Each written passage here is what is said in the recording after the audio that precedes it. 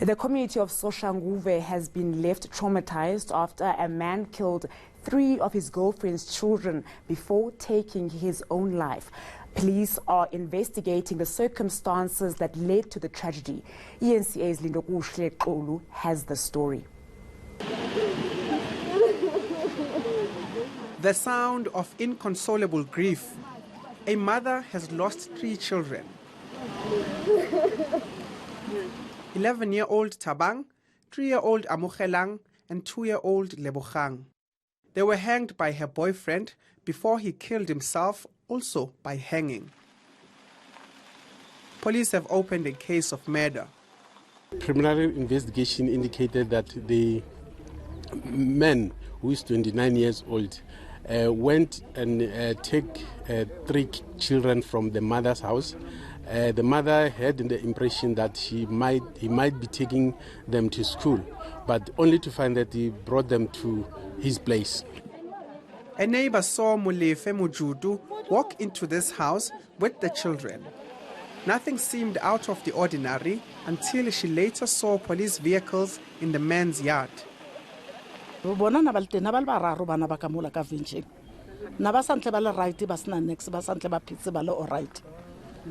a tswa he ke re ke o hlatswa moro wa ka ke phe moro ke a makala 5 minutes vena maphodisa e feta ka speed ke a tswa ke tswa ke mo se ke ana ka bomene ke le ka teng ana tse ho etsahetseng ha ke re ke tla kitima kopana le phashu ke nga right Molefe o ntse mathata ma. Molefe's younger brother Johannes says Molefe asked him to take a vehicle to the car wash. When Johannes returned, he made the gruesome discovery. Utomile ka omuholo then about ile le bona from ka age ba bele like according to age then omufelo wa bofelo 2 years ame mo pela high then yena to khwetsa morao.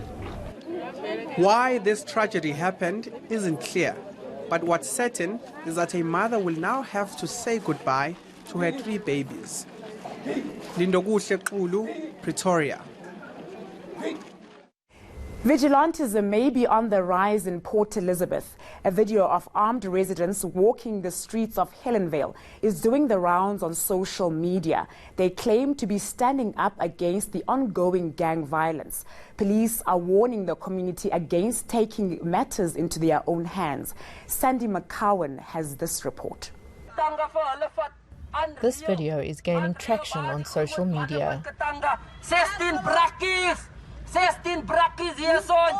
Come face on! Hendrina Potgieter is one of those who's joined armed residents to take back the streets of her neighborhood.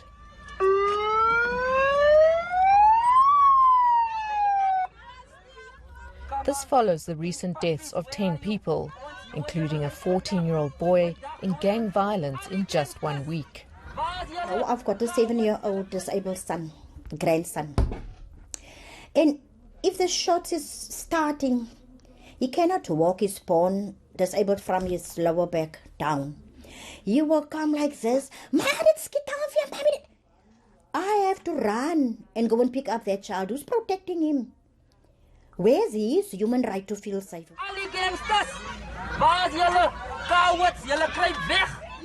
The group calls itself a neighborhood watch and can be heard calling out known gangsters, particularly a gang called the 16 Dogs.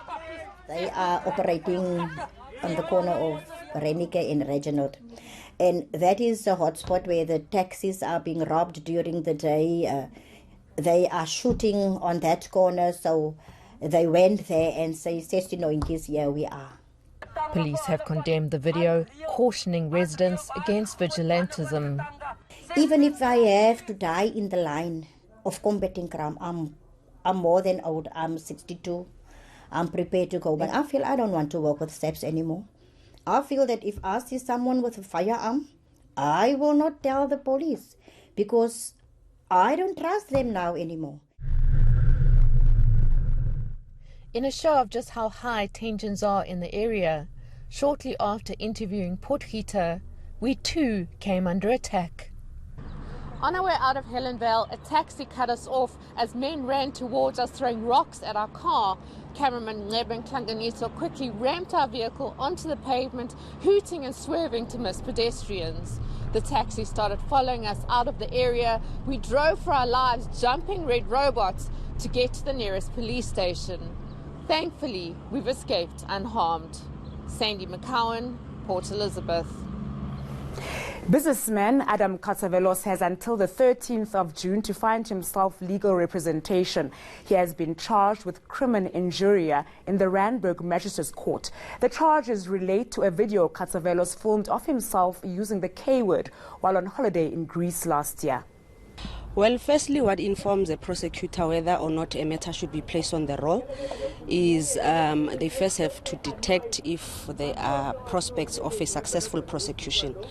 Now that that has been done, the issue of jurisdiction is a matter that will be ventilated in court, and the prosecutor who decided on the matter was well aware that this issue will obviously come up and has prepared an argument that will be heard in court. So as for now, as the NPA, we cannot comment further on that until it is ventilated in the right platform, which is the court. Staying with that story, Katsavelos is also facing legal action brought by the South African Human Rights Commission. They want the Equality Court to act decisively against the businessman. The South African Human Rights Commission has instituted its own proceedings in the Equality Court this morning. This concerns the verbal utterances that were recorded in the video that was shared in various media and social media platforms late last year. We are asking that the court should declare the utterances made by Mr. Katsavelos as hate speech. We are also asking for the court to fine or ask Mr. Katsavelos to pay a fine, and we are looking at a number of options, but we've served his legal team with our papers this morning. Coming up, Finance Minister Tito Mboweni shows off his culinary skills.